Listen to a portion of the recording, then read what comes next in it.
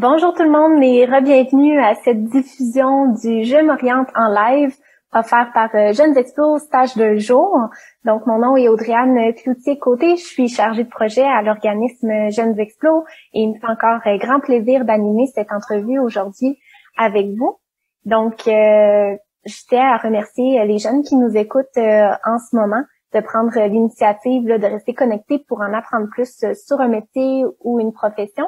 Initialement, c'était censé être des stages en immersion au milieu de travail qui étaient proposés à Jeunes Explos. Mais en raison de la COVID, on a dû se montrer créatif et c'est la raison pour laquelle on a créé finalement le projet Je m'oriente en live pour te permettre quand même d'avoir un certain œil différent sur le métier, la profession qui t'intéresse pour le futur. Alors aujourd'hui, je suis accompagnée de Rosie Bellé. Bonjour tout le monde. Bonjour Léa. Alors, Rosie, elle est responsable des projets spéciaux et de la médiation culturelle au Théâtre Labordé. Tout à fait. Donc, pour ceux qui connaissent pas Labordé, c'est le Théâtre populaire de Québec. Donc, il se situe sur la rue Saint-Joseph dans la Basse-Ville, donc dans le quartier Saint-Roch. Et le directeur artistique actuellement est Michel Nadeau. Donc, c'est un théâtre qui présente 5 productions, donc 5 pièces qui sont produites par Labordé par année. Et on accueille également des pièces qui ont été présentées ou réalisées à l'extérieur par d'autres compagnies. On les accueille chez nous pendant quelques semaines. Donc, on a une saison qui s'étale généralement de septembre à avril-mai. Voilà. Excellent. Merci beaucoup pour ces précisions sur ton milieu de travail. Maintenant, est-ce que tu peux nous expliquer un peu à quoi ressemble une journée type dans tes fonctions? Oui, en fait, c'est ça. Nous, on est une dizaine de personnes qui travaillent à temps plein à Labordé. Donc, il y a des gens responsables de la billetterie, la direction artistique, administrative, communication, comptabilité. Moi, les projets spéciaux, médiation culturelle, je fais principalement de la gestion de projets et d'événements. Donc, j'ai comme objectif de bonifier l'expérience des spectateurs de Labordé, de faire parler de notre théâtre autrement, donc d'avoir des initiatives qui sont jamais vues ou presque, qui sont originales, de favoriser notre implication dans le quartier, aussi dans le quartier Saint-Roch, c'est une des valeurs très importantes, très chères à Labordé et au directeur artistique Michel.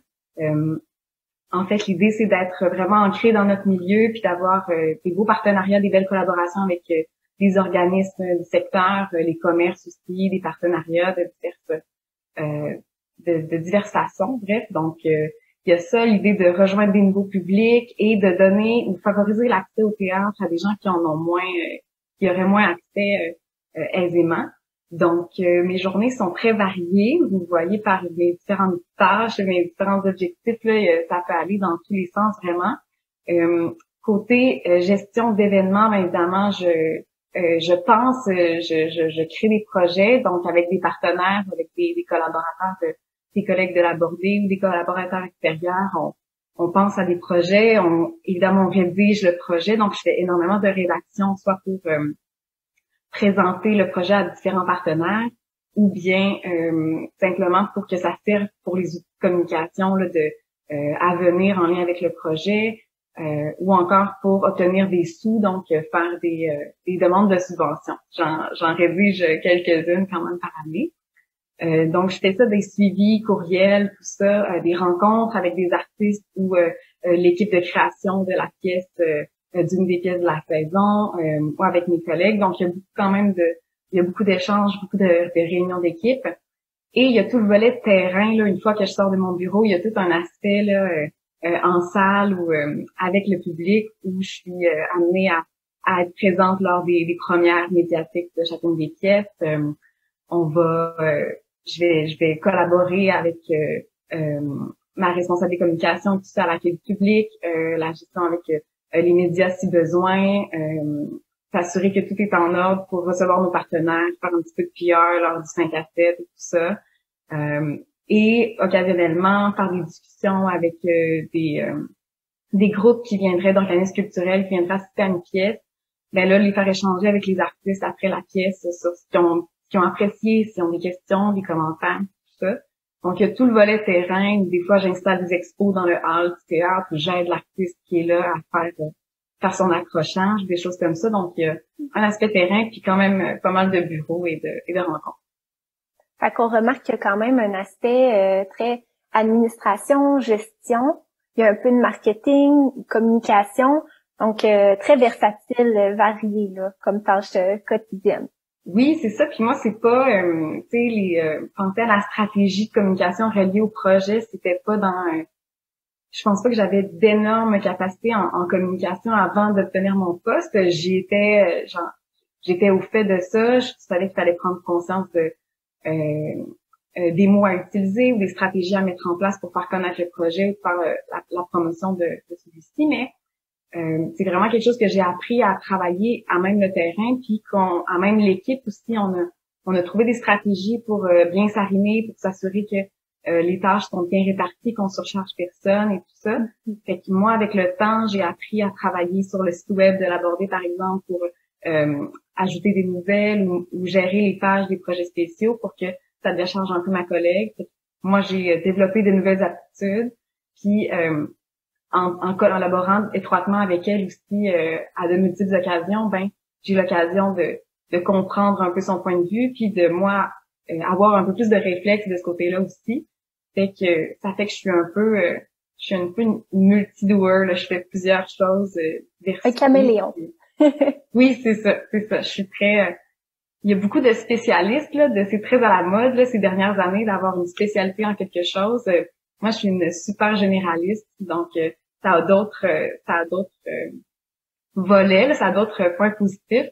Mais je pense que pour une petite organisation comme l'Abordé, dans le milieu culturel, c'est souvent le cas, les équipes sont plus restreintes. C'est bien d'avoir des gens qui savent faire un peu de tout, qui sont autonomes, qui savent prendre des initiatives, puis se débrouiller, bref. Ouais, voilà. Et pour faciliter ton travail au quotidien, quel genre d'outils tu utilises? C'est sûr que les courriels, c'est très pratique, surtout ces temps-ci. Zoom aussi d'ailleurs. Mais grosso modo, généralement, je travaille beaucoup avec Word et Excel, donc pour tout ce qui est faire de la rédaction, rédiger les projets, les subventions, réviser les communiqués de presse, des choses comme ça. Donc, je suis énormément sur Word, c'est mon meilleur allié, ainsi qu'Excel. Ça peut paraître tout bête, mais c'est des logiciels qui sont vraiment essentiels. Et si vous avez déjà une maîtrise à peu près dans tous les emplois, là, si vous avez déjà une bonne maîtrise de ces outils-là, pour de la mise en page, il y a des fonctionnalités des fois qu'on connaît pas, où on connaît l'essentiel.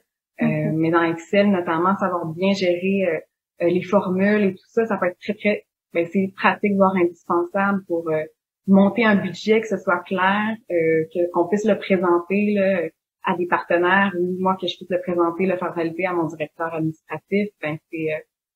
Faut que ce soit bien fait, faut que les chiffres concordent, puis que si j'ai apporté des modifications, j'ai pas à 10 cellules à changer. Fait que ça, c'est sûr que c'est bien pratique. Et il y a aussi Google Drive qui permet, vu qu'on développe encore plus de projets avec des collaborateurs extérieurs, on a l'occasion avec Google Drive de partager des documents, de construire des fichiers là, pour que ça se passe en simultané, puis que ce soit plus facile pour tout le monde de travailler conjointement. Donc c'est sûr que c'est bien utile. Occasionnellement, c'est ça, je vais utiliser WordPress, qui est un logiciel pour site web, en fait, là. Donc, j'ai appris à manier un peu l'outil pour apporter des modifications, mettre à jour les pages et tout ça. Puis, quand je fais de l'animation du terrain, un micro puis une console de son, c'est toujours bien pratique, là. Fait que c'est sûr que côté animation, ça aide bien, mais c'est pas moi qui gère la console de son. Je fais toujours valider le truc par notre directrice technique. Puis, je suis curieuse, en fait, pour la formation, quand on pense au monde culturel, au monde du théâtre, ce qui nous vient en tête souvent, c'est le métier de comédien. Donc, la formation, de passer au conservatoire et tout. Mais je pense que toi, tu as opté pour un parcours un peu plus différent, mais tout aussi intéressant dans le domaine culturel et théâtral. Peux-tu nous en dire plus sur ta formation? Oui, tout à fait. En fait, j'avais déjà un grand intérêt pour le théâtre depuis le secondaire. C'était un emploi, là, le poste le métier de comédien, c'est quelque chose que j'envisageais. J'ai décidé de garder mes options ouvertes parce que j'étais intéressée par tout plein de domaines, par une grande diversité de sujets, de matières. Donc, puis c'est vraiment le cégep en spectacle au cégep qui a été un déclencheur pour moi. J'ai fait un genre de une prestation d'art oratoire, fait que ça m'a permis de faire un peu de théâtre, un peu de prise de position.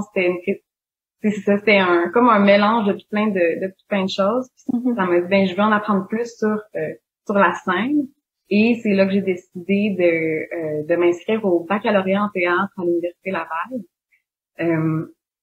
En fait, cette formation-là ne forme pas des comédiens, mais offre une formation vraiment variée sur le théâtre. En fait, donc on fait de la théorie, on fait de l'histoire, moi j'ai eu l'occasion de prendre un cours d'écriture, d'art dramatique, des cours de jeu, des cours de mise en scène, de direction d'acteurs. Donc ça m'a fait toucher à une panoplie de choses, découvrir la technique de scène, un minimum de vocabulaire, de connaissances sur la technique de son ou les éclairages. Puis au fur et à mesure de ma formation, en fait, sur les 3 ans, ben j'ai découvert un peu des volets qui m'intéressaient davantage. Moi, je prenais souvent le rôle de leader là, dans mes équipes, dans mes travaux d'équipe. Donc, je faisais beaucoup de coordination déjà pour préparer des projets. J'ai beaucoup aimé l'écriture, donc je travaillais déjà un peu la rédaction, tout ça. J'avais des bonnes habiletés à écrire aisément. Donc, puis en parallèle de tout ça, ben je me suis beaucoup impliquée dans le parascolaire. Donc, dans mon association étudiante, dans le festival de théâtre de l'Université Laval, donc il y a un festival de théâtre pour l'émergence théâtrale à Québec. Donc, ça a été une plateforme incroyable pour apprendre sur la gestion d'événements, c'est ça, la façon de diriger une équipe, savoir à quoi servent les communications, qu'est-ce que c'est la production d'un événement, donc la gestion même d'un événement, la gestion d'un budget. C'est quand ça dépasse les 20 000 $, ben généralement on n'a pas fait ça là encore quand on est quand on est à l'université. Donc ça a été un super beau terrain de jeu. Puis en parallèle aussi toutes mes autres implications, j'ai fait un petit peu de radio à CKRL, je faisais de l'animation à la Citadelle, au Château Frontenac. Donc toutes des expériences qui ont un peu bonifié mon parcours, puis qui m'ont permis c'est ça, de décrocher le poste à l'aborder à la sortie de mes études. C'est ça. Peut-être que tu voulais qu'on parle un peu des autres formations qui s'offrent dans le domaine. Oui, ben c'est sûr que comme j'ai dit précédemment, quand on parle du milieu culturel, les arts, souvent on va penser aux comédiens qui ont déjà une formation assez précise, mais je trouve ça vraiment intéressant le fait que si on a un intérêt envers le théâtre, il y a d'autres chemins de possibles, puis même la formation à l'Université Laval que tu as fait, ça t'a permis en soi d'explorer d'autres facettes, puis de te trouver là-dedans en même ta formation, qui a débouché plus vers l'aspect gestion et événementiel. Donc, je trouve ça vraiment pertinent. C'est sûr qu'il y a des jeunes qui nous écoutent présentement qui ont aussi un intérêt pour d'autres métiers en théâtre. Fait que oui, on peut aborder quel genre de formation c'est nécessaire. Oui, ben c'est ça, les gens connaissent généralement le rôle de comédien, là, le métier de comédien-comédienne. Le chemin le plus tapé pour y parvenir, c'est vraiment passer par les conservatoires, donc Conservatoire de Québec, de Montréal, ou l'École nationale du Canada en théâtre, qui a un volet anglais et français qui se trouve également à Montréal. Il y a également des cégeps qui offrent des formations à Lionel-Groux, je pense, au cégep Limoilou, ici à Québec, il y a une formation aussi, donc qui est, disons, ouverte à tous. Fait que le métier de comédien, ça prend souvent par les écoles, même s'il y a quelques exceptions quand même, là, dans le milieu, où des gens qui ont commencé très jeunes, qui se sont formés un peu sur le top, puis les contrats ont déboulé par la suite. Mais disons que c'est un peu plus rare, là, ça quand même.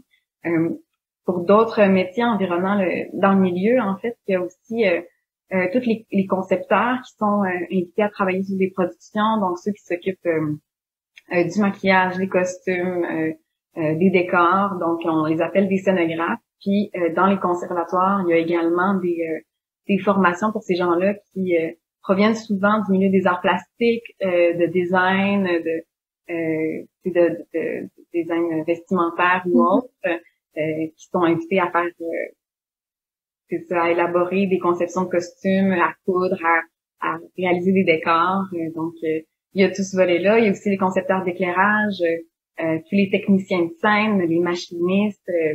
Il y a des gens plus spécialisés aussi. Là, tu sais, quand on va dans tout le secteur circassien, ben il y a des techniciens qui sont vraiment spécialisés pour accompagner les artistes dans les manœuvres techniques, dans l'appareillage et tout ça.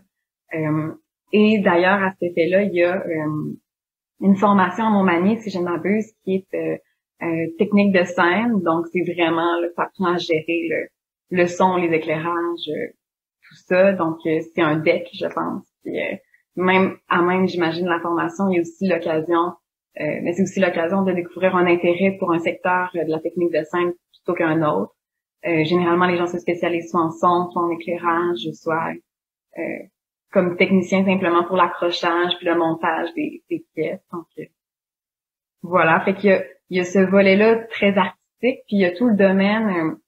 Aussi, il y a d'autres formations là, dans les universités pour tout ce qui est la gestion d'organismes culturels. Je sais qu'il y a des programmes, je pense à l'UQAM ou au HEC, même des programmes de formation en animation culturelle ou en médiation culturelle. Donc, je pense qu'il y a à l'UQAM également, là, où il y a, c'est ça, il y a des formations qui s'offrent pour se spécialiser dans des secteurs souvent méconnus là, du milieu des arts.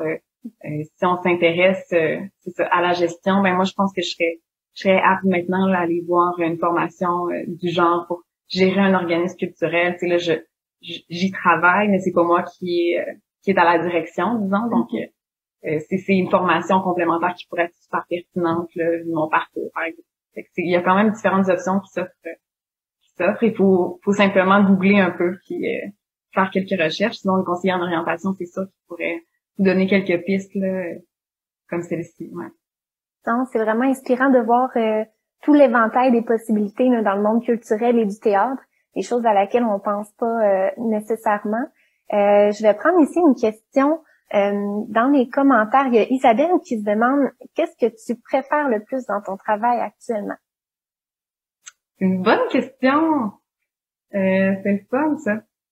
Ben moi, c'est sûr que j'aime beaucoup le côté terrain. Là, je fais aussi de l'animation en parallèle de mon travail, là, de gala ou de cérémonies, de choses comme ça. Donc, le contact avec les gens, j'aime beaucoup ça. Puis avoir l'occasion d'animer des discussions, de prendre la parole dans le cadre de nos soirées premières, des choses comme ça, c'est quelque chose qui me plaît beaucoup. Puis je dirais que mes moments favoris de cette année ont vraiment été avec nos ambassadeurs. En fait, on a des étudiants de 4e ou 5e secondaire et des cégepiens qui s'intéressent au théâtre, donc 2 par école de la région de Québec, qui font partie du club des ambassadeurs, puis qui découvrent un peu les coulisses du théâtre, les métiers qui sont dans le milieu, ils assistent à toutes nos avant-premières là, de pièces là, au courant de la saison. Donc moi, quand j'ai des soirées avec eux, ben ça me donne un contact direct avec le projet, ça me donne avec les jeunes et je prends le pouls là, de ce qu'ils apprécient ou pas, puis je vois la différence qu'on peut faire là, dans leur parcours grâce à cette initiative-là. Donc c'est quelque chose que je trouve que ça fait une différence, je trouve que c'est pertinent, que c'est utile. Puis j'ai l'occasion d'animer les discussions avec les artistes invités, tout ça. Donc ça c'est quelque chose qui me plaît vraiment beaucoup. Puis de penser à des projets qui sont encore jamais vus, tu sais, dans notre milieu ou à Québec simplement, ben c'est le fun de sentir qu'on porte une initiative qui est vraiment différente. C'est quelque chose qui vient en partie de nous, tu sais. Fait qu'il y a quelque chose de très valorisant, mais aussi de très stimulant, l'idée d'avoir quelque chose d'inédit puis de grandiose qui pourrait vraiment animer la vie culturelle du quartier, de la ville. Fait que ça, c'est sûr que c'est les volets très intéressants puis plus créatifs aussi quand t'es amené à penser là, à des projets qui pourraient être vraiment audacieux. Oui, effectivement, il y a l'aspect très créatif qui me vient en tête là, en t'entendant parler. Puis c'est le fun aussi de voir que dans ton poste, bien, t'as quand même un aspect très autonome. T'es libre là, dans ta créativité. Puis il y a aussi une belle communication dans l'équipe pour mener à bien des projets. C'est des projets qui s'avèrent à être concrets en bout de ligne. De là, l'aspect d'aller toucher les gens directement, puis l'aspect humain de ton travail. Là. Ouais, puis c'est important ça parce que moi je me souviens en secondaire 4, c'est quelque chose que ma conseillère en orientation avait relevé de mon profil, que c'est important que je sente que j'avais un impact, que je voyais les résultats de mon travail rapidement. Puis c'est drôle parce que moi, ma journée Jeune Explo, je l'avais faite auprès d'une psychologue. Puis j'avais constaté la différence des profils. J'avais pris conscience de ce trait de caractère-là que j'avais, moi, de vouloir créer une différence ou avoir un impact concret. Puis dans un délai relativement court, alors que la psychothérapie, ça se fait sur des années, c'est un processus qui est lent et tout ça. Donc, ça avait été fort utile parce que ça m'avait bien réorienté, là, cette sortie-là. Mais c'est ça, il y a quelque chose dans l'événementiel aussi, que les projets se concrétisent, la saison a lieu, les gens viennent dans la salle quand c'est possible de le faire, là. On sait que ça arrive rapidement, mais c'est ça, il y a un volet très concret qui est très stimulant, effectivement. Ouais. Mm-hmm. Il y a une autre question ici que je trouve pertinente de Marc-Antoine. Il se demande en fait si c'est important d'être actif sur les réseaux sociaux pour avoir le plus d'ouverture possible dans le monde du théâtre.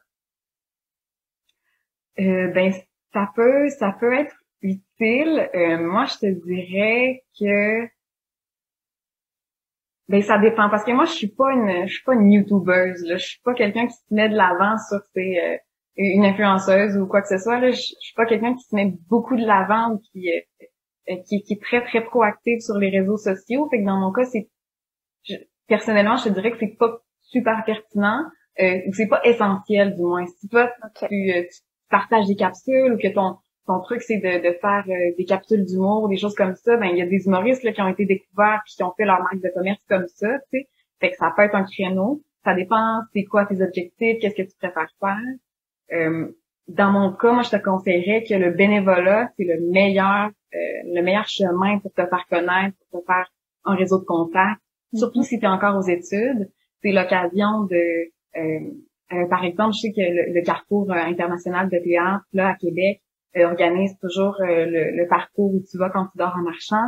Donc, c'est quelque chose qui est vraiment très visité. C'est un grand événement, c'est tout ça, très touristique et tout. Puis, ils ont besoin de beaucoup de monde pour gérer sur le terrain et tout ça. Donc, quand t'es bénévole, ben la première année, tu vois un peu comment tous ces gros événements-là se coordonnent.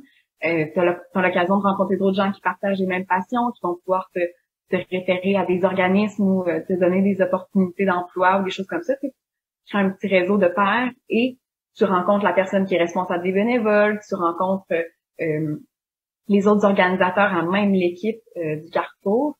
Puis moi, ça m'est arrivé, tu sais, j'avais été bénévole une année, j'ai travaillé un petit peu dans le milieu, j'ai été régisseur pour un événement, donc j'étais un spectacle qui se passait dans différents restaurants.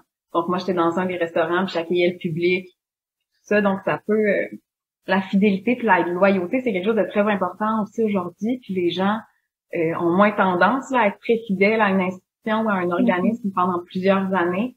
Mais je pense que ça, justement, vu que ça se fait moins souvent, ça a beaucoup, beaucoup de valeur. Fait que les gens qui sont là, présents, qui se montrent disponibles, ben, sont remarqués, puis ça peut permettre de faire la différence dans ton parcours. Fait que moi, je recommanderais vraiment de s'impliquer bénévolement, puis que ce soit à l'école dans des projets parascolaires comme le festival de théâtre. Ben moi j'ai l'impression que ça a été un gros événement, tu sais, un gros point dans mon CV. En tout cas, je pense que ça a pu faire la différence entre juste un pack que plein d'autres personnes avaient comme moi, ou moi ben j'avais été sur les 3 éditions, j'avais été co-directrice là à la 3e édition. Fait que je pouvais mettre de l'avant l'expérience aussi que j'avais acquise dans cet événement-là en parallèle. Fait que bénévolat, c'est un bon chemin. C'est un bon plus, effectivement, pour développer son réseau, puis passer à l'action, puis l'exploration aussi, mais ça peut passer par là, certainement. On va poursuivre avec une autre question. En fait, c'est quoi les secteurs d'activité qui sont possibles dans le domaine du théâtre? Tantôt, on a parlé de plusieurs métiers, plusieurs spécialisations là dans le domaine culturel, mais en termes d'employeurs, là, toi, t'es au théâtre l'Abordé. Autre que ça, quels seraient les autres employeurs potentiels? Ben c'est sûr qu'il y a les autres théâtres dans la ville de Québec, donc le Trident, Premier Acte, le Théâtre Périscope et le Diamant qui est ouvert cette année. Il y a aussi toutes les compagnies plus établies là, généralement qui ont un revenu au fonctionnement qu'on appelle, donc qui sont financés à l'année, ce qui permet d'employer des gens qui seraient disons plus permanents ou des salariés. aux communications ou à la direction administrative, par exemple. Donc, les compagnies sont aussi source d'employabilité. Mais plus largement, ça dépend.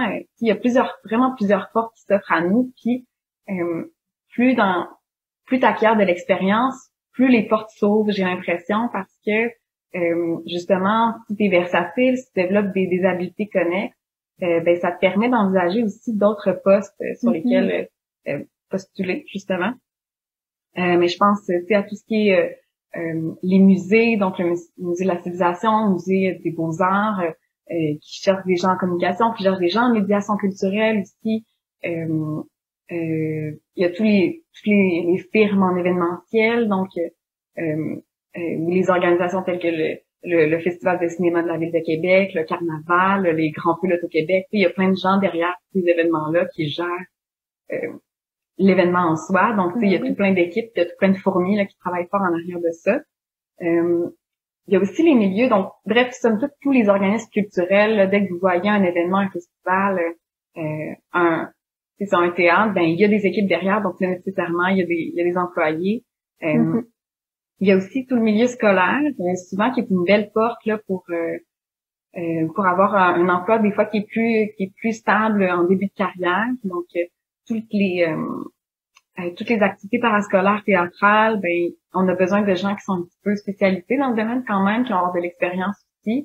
Fait que monter des pièces de théâtre parascolaire avec des étudiants ou des cégepiens même, le cégep Sainte-Foy, Garneau, tout ça. C'est les équipes de socioculturel recrutent des professionnels. Donc ça, c'est intéressant là, d'avoir... moi, je me souviens, c'était Marie-Hélène Gendreau là, qui avait mis en scène notre pièce là, de cégepien jadis. Puis Marie-Hélène ben, est directrice, coordonnatrice artistique au Périscope aujourd'hui. Puis elle faisait des mises en scène en parallèle de ce projet-là qui est monté avec nous. Donc ça donne aussi un beau contact avec les jeunes, puis une belle occasion de travailler professionnellement pour eux aussi. Toutes les firmes événementielles, les municipalités aussi éventuellement, la Ville de Québec, il y a un beau secteur culturel, il y a des gens qui nous aident, les organismes à savoir quelle subvention pourrait être admissible pour nous, à savoir vers quelles ressources on pourrait se tourner. Donc, il y a des gens qui pensent au bien de la culture là, dans nos municipalités. Donc, ça aussi, ça peut être des employeurs envisageables. Puis tout le volet touristique, comme je disais tout à l'heure, c'est de l'animation en personnages historiques, des choses comme ça. Ça peut être envisageable aussi. Donc, c'est tout un secteur qui peut s'ouvrir à nous si on le souhaite. Une belle diversité d'emplois là pour le domaine culturel, théâtral, beaucoup de diversité. Oui, c'est ça. Ben, il faut être créatif, tu sais. Puis je pense qu'il faut prendre l'initiative. Là, il faut savoir ce à quoi on s'intéresse davantage. C'est sûr que je pense que moi-même, j'appliquerais pas dans tous ces secteurs-là ou auprès de tous ces organismes-là, mais savoir qu'il y a des options, je pense que c'est intéressant. Puis il faut simplement s'y pencher un peu, puis savoir qu'est-ce qui nous intéresse davantage, puis essayer aussi, c'est la meilleure façon de le savoir. Je vois que t'en files, mais il y a quand même un aspect que tu as mentionné, la sécurité d'emploi. On sait que certains domaines, certains métiers plutôt, notamment quand on pense aux comédiens, il y a l'aspect de la précarité d'emploi, la stabilité qui est peut-être un peu plus précaire, justement. Ouais. Quelle est ton opinion là-dessus, ou qu'est-ce que tu dirais aux jeunes qui ont un intérêt envers le monde du théâtre, mais que ça peut être une crainte, justement, la précarité d'emploi puis l'insécurité d'emploi, finalement?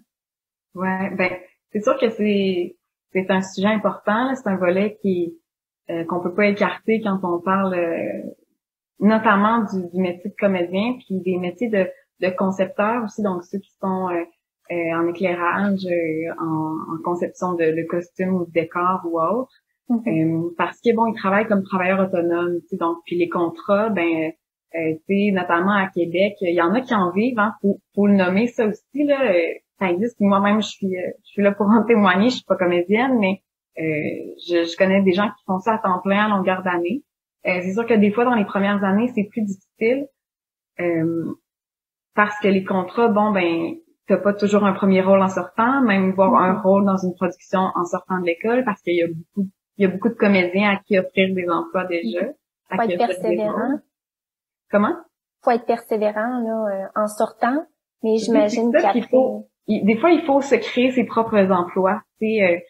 Souvent, en tout cas dans le cadre du Conservatoire à Québec, les étudiants sont beaucoup encouragés à démarrer leurs projets, à écrire des pièces, à produire leur propre production finalement. Donc, quand tu déposes un projet au Théâtre Premier Acte, qui est le théâtre pour la relève à Québec, puis que tu es sélectionné, ben tu sais que tu vas avoir un rôle. Tu sais, peut-être que ce sera pas ton le plus gros salaire, ça dépend comment tu rédiges tes demandes de subvention, quel partenaire tu vas chercher, tout ça, puis le nombre de billets que tu vas arriver à vendre, parce que c'est toi qui vas gérer tout le projet, donc t'as pas, disons, de gros cachets garantis, mais ça te donne une expérience, ça pourrait t'offrir quelques sous pendant quelques semaines aussi.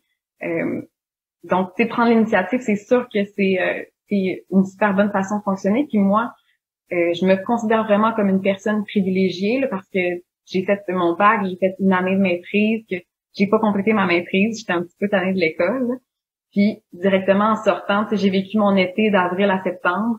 Puis en septembre, le 28 août, je commençais au Théâtre Labordé. Donc j'ai été, mon chemin s'est fait quasiment tout seul. Là. Ça a été une super belle opportunité.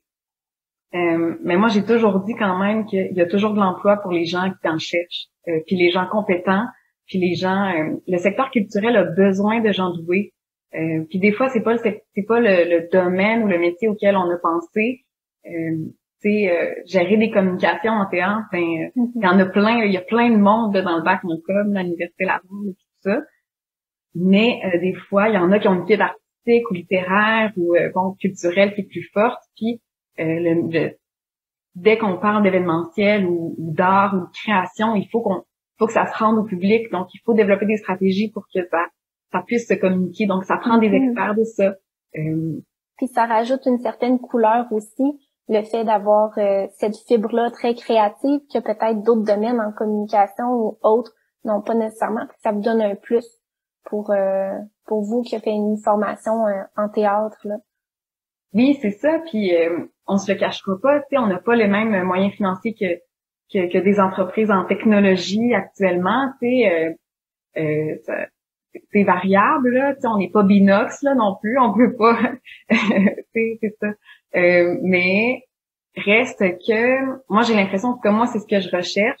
Je recherche pas tant un salaire que des conditions puis un emploi qui va me permettre de m'épanouir, tu sais, qui va avoir du sens pour moi, tu sais. J'ai l'impression de faire une différence. Moi, ma conviction, c'est que on peut apporter plus de changements dans le monde en touchant les gens par le cœur que par la tête. Donc, la création, l'art, le théâtre, notamment parce qu'on se rassemble tous ensemble, parce que le contact est direct, c'est un art vivant. J'ai l'impression qu'on peut toucher les gens plus directement. Puis moi, contribuer à cette mission-là, ça a beaucoup de sens pour moi, ça a de la valeur. Fait que je suis dévouée, je suis investie. Fait que moi, je trouve mon fit parfait dans le secteur théâtral, tu sais. Puis c'est ça, comme je dis, il y a plein de, tu sais, il y a des enjeux là, différents là, dans le secteur culturel actuellement, tu sais. Mais au niveau de la gestion de projet puis tout ça, il y a plein de compagnies qui cherchent des experts un peu plus pour les aider ou les accompagner dans la gestion d'un projet. Moi, je manque pas de job, je révise beaucoup de demandes de subventions aussi en parallèle de mon travail à l'aborder. Tu sais, j'ai développé différentes expertises qui répondent à des besoins qui sont présents dans mon milieu. Donc, de cette façon-là, je me rends un peu indispensable, je me spécialise dans différentes sphères qui sont où il y a un besoin. Donc, c'est ça. Il y a aussi l'idée de s'adapter à son milieu, puis de voir les opportunités avant que le poste s'affiche. Exactement ça. Oser là, faire sa place dans le milieu culturel, puis aller chercher des opportunités. C'est ça, cogner aux portes, tu sais, des fois, les gens, ils affichent pas qu'ils ont besoin de quelqu'un, mais si toi, tu y vas, si t'es bénévole, là, dans leur événement année après année, que tu signifies ton intérêt à t'impliquer, ou que tu veux faire ton stage de fin d'études là, ben, ça se pourrait qu'après ça, les gens, ils t'offrent une job parce que tu connais déjà l'organisation, parce que tu es déjà un peu formé. Ça a beaucoup, beaucoup de valeur, là, ça, auprès d'un employeur. Si tu as eu l'occasion de faire tes preuves comme stagiaire, ben, nous, ça a été le cas, là, à l'aborder. On a engagé quelqu'un qui était stagiaire l'année dernière, puis elle travaille à son plan avec nous. Donc, merci beaucoup, Rosie, pour ces mots-là très très inspirant. On sent ta passion, puis je suis certaine qu'à la maison, ben ça a pu éclairer beaucoup de jeunes là, par rapport au domaine culturel, démystifier certaines croyances, puis ouvrir les portes sur d'autres domaines, d'autres possibilités dans le domaine du théâtre et des arts. Alors là-dessus, bien c'est tout le temps qu'on a, mais merci beaucoup pour pour ton temps, Rosie, vraiment. Et puis merci à vous les jeunes à la maison d'avoir été connectés, puis d'avoir pris les moyens là, pour explorer davantage le domaine professionnel qui t'intéresse. Nous, à Jeunes Expo, on poursuit avec le projet Je m'oriente en live, donc des nouveaux mentors seront annoncés dès demain pour les diffusions qui auront lieu la semaine prochaine. Alors, reste connecté pour en apprendre davantage. Merci encore, Rosie, puis bonne journée. Merci. Bonne journée à tous. Au revoir.